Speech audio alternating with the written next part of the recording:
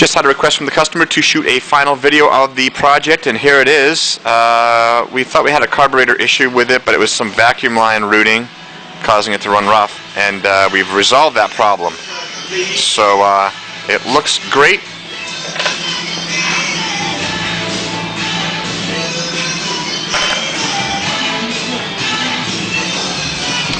You can actually, if you're a Facebook fan, you can go to our website and see this on Facebook. Just type in Cruiser Solutions, and we have a number of different videos from different things. One of all the vehicles that are in this building right now. Kind of a Christmas video for people.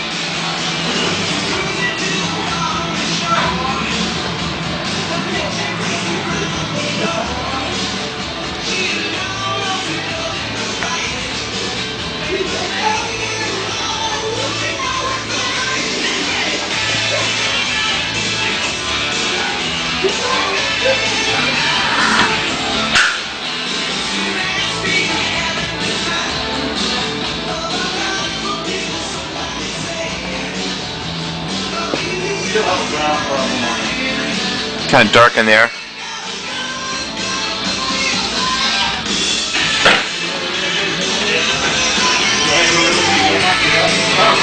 Got a spare tire on as well.